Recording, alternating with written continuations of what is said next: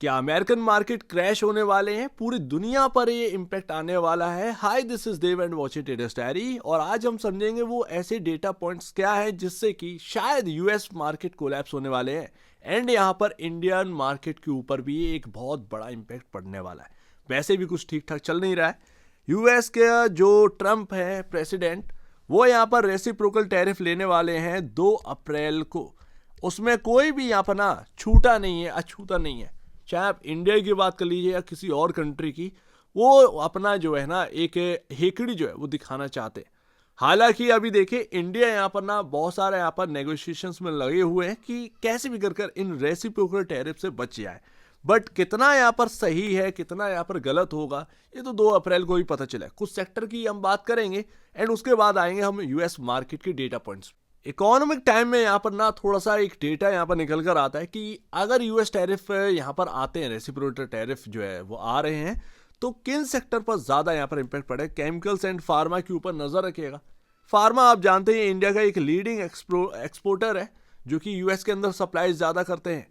अब उनकी दवाइयों में और इंडिया की गई हुई दवाइयों में एक्चुअल बेसिस पर प्राइसिंग में काफ़ी अंतर रहता है, ये सुनने को आया। हो सकता है कि यहाँ पर जो है फार्मा को वो टारगेट करते हुए नजर आए। अब देखते हैं यहाँ पर। बट फार्मा एंड उसके बाद एक और सेक्टर है जो कि सेकंड लार्जेस्ट एक्सपोर्टर है यूएस का। मेरा कहने का मतलब है इंडिया एक्सपोर्ट करता है यूएस के अंदर। उसमें आ जाता है आपका टेलीकॉम और इलेक्ट्रॉनिक प्रोडक्ट्स। यहां पर सेकंड लार्जेस्ट सेगमेंट है, इंडियन एक्सपोर्ट करती है जो कि यूएस के अंदर। एंड 14.4 बिलियन डॉलर का यहाँ पर जो है ना एक अमाउंट रहता है इसका एक्सपोर्ट करने का। तो अब आप समझ जाइएगा ये 2 सेक्टर काफी इंपॉर्टेंट रहेंगे। मेरा यहाँ पर एक अनुमान है आईटी के रिलेटेड। कहीं ना कहीं कुछ आईटी में आगे चलकर हड़कंप मच सकता है इंडियन आईटी सेक्टर के अंदर।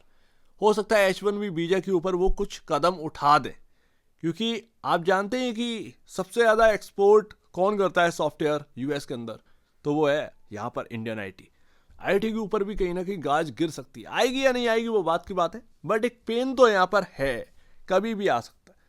तीसरी बात है यहाँ पर नेस्डैक हो या डाउ हो, यानी कि यूएस मार्केट्स की जो अर्निंग्स है, बताया जा रहा है ये क्वार्टर काफी खराब निकलना है।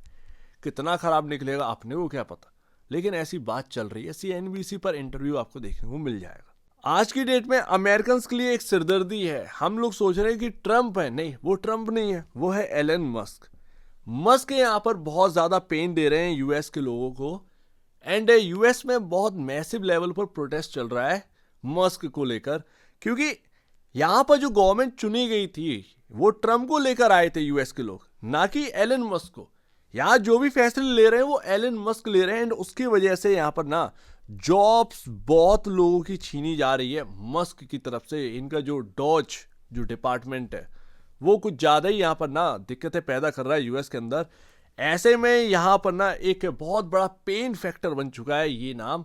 एंड यूएस के अंदर यहाँ पर क्या होने वाला है इसकी वजह से ये देखने वाली बात है। बट पूरे वर्ल्ड के अंदर, क्योंकि जहाँ ट्रम्प यहाँ पर ना एक तरीके से यहाँ पर आप कह सकते हैं कि टॉय की तरह है, वो बोलते हैं लेकिन शब्द जो दिए गए होते हैं वो मस्क के कहीं ना कहीं होते हैं। तो ऐसा यहाँ पर माना जाता है। एंड इसीलिए एलन मस्क से यहाँ पर ना काफ़ी दिक्कतें यहाँ पर हो रही हैं। और अगर ऐसे ही रहा तो फिर कंट्रीज बाय कंट्रीज यहाँ पर ना ये यहाँ पर टेस्ला के ऊपर काफ़ी ज़्यादा यहाँ पर ना दिक्कतें पैदा कर सकते हैं। एंड यही एलन मस्क यहाँ पर ना वॉर क्रिएट करवा देगा जगह जगह, एक दूसरे के ऊपर टैरिफ लादते चले जाएंगे, बहुत ज़्यादा प्रॉब्लम हो सकती है। देखते हैं यहाँ पर क्या होता है।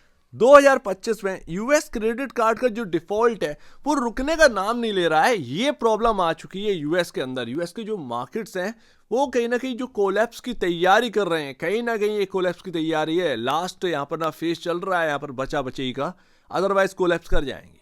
और वो कोलैप्स कर गए तो यहाँ पर आप समझिएगा मार्केट बाय मार्केट यहाँ पर कोलैप्स करना स्टार्ट कर जाएंगे। वैसे भी सबकी हालत खराब ही है अगर देखी जाए तो। आप कितना भी कह लीजिए जीडीपी डेटा वगैरह वगैरह वगैरह वगैरह, लेकिन वो मार्केट्स यहाँ पर ना चार्ट्स पर विजिबल है, कुछ ना कुछ दिक्कत है। यूएस जो क्रेडिट कार्ड है उसका डिफॉल्ट रुक नहीं रहा है। 2024 का जो डेटा है वो तो ये कह रहा है कि जो क्रेडिट कार्ड का जो डिफॉल्ट है वो 2008 से भी ज़्यादा यहाँ पर जो है भयंकर हुआ है। तो ये इतनी यहाँ पर ना चीज़ें निकल कर आई हैं, दबी पड़ी हैं, इनके ऊपर कोई बात नहीं कर रहा है। ये सब हो इसीलिए रहा है बिकॉज ऑफ लोगों के पास पैसे नहीं बच रहे हैं, इन्फ्लेशन हाई है, जिस तरीके से हम देख रहे हैं कि इंडिया के अंदर हम सिर्फ उतना ही खर्चा कर पा रहे हैं जितना कि हमारी जरूरतमंद चीजें हैं, उतने ही तो हम यहाँ पर ना पे कर पा रहे हैं उन चीजों के लिए, एक्स्ट्रा तो कुछ यहाँ पर हो नहीं रहा है। जिनका बहुत बड़ा इनकम है भाई, वो कार खरीदने वगैरह वगैरह बहुत सारी चीजें हो रही हैं, लेकिन जो एक आम आदमी की बात करें वैसे ही हाल कुछ यूएस के अंदर है। वहाँ के लोग भी यहाँ पर ना, वो उनका क्रेडिट कार्ड का कल्चर है। हम लोग कैश वाले कल्चर के लोग हैं भाई, तो हम लोग थोड़े से बचे हुए हैं, वो क्रेडिट कार्ड पर डिपेंड ज़्यादा रहते हैं, वो क्रेडिट कार्ड वाली इकोनॉमी है। तो यहाँ पर ना जैसा इंडिया के अंदर हाल है कि हम उतने ही पे कर पा रहे हैं उन चीज़ों के लिए जो हमारे लिए ज़रूरत है, वहाँ यूएस के लोग का भी यही हाल है इन्फ्लेशन की वजह से।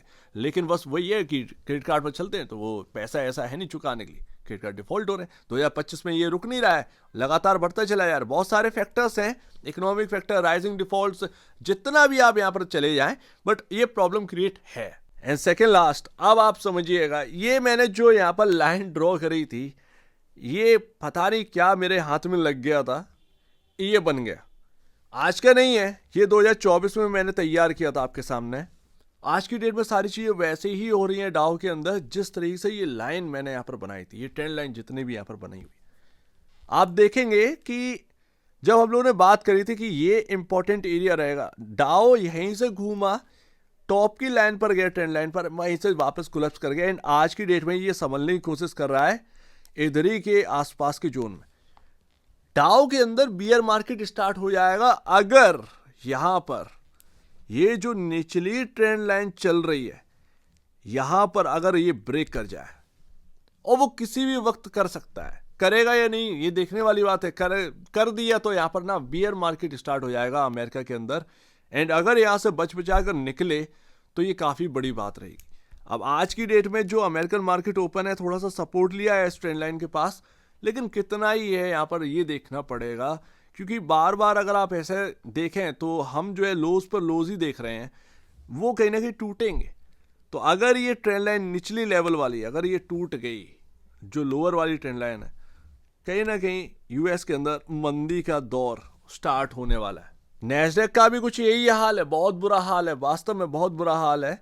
यहाँ पर अगर आप देखें तो यहाँ पर भी कुछ ट्रेंड लाइन के हिसाब से ही सारी चीज़ें हुई थी। जैसे ये ब्रेक करता है उसके बाद धड़ाधड़ सेलिंग आती है। एंड ऐसे में यहाँ पर आप देखेंगे पॉसिबिलिटी है 17,000, 17,200, ठीक है ना, ये आपको इस तरीके से यहाँ पर लेवल दिखाई दे, 18,200, फिर 17,200। और हो सकता है कि अगर ये कोलैप्स रुकता नहीं है यूएस मार्केट में, तो ये 15,000 भी अगर हिट कर जाए नैस्डैक, कोई बड़ी बात नहीं। तो इतना सब यहाँ पर ना यूएस मार्केट के अंदर हो सकता है। खैर, मैं नैस्डैक के ऊपर ज़्यादा यहाँ पर ना तवज्जो नहीं दे पाऊंगा, क्योंकि नैस्डैक चलो ठीक है, उसको साइड में करते हैं, ज़्यादा हम लोग बात नहीं करते हैं। डाउ यहाँ पर ज़्यादा समझ में आ रहा है। तो डाउ का वो निचला ट्रेंड लाइन अगर ब्रेक होता है, यूएस मार्केट में एक मंदी का दौर स्टार्ट होगा।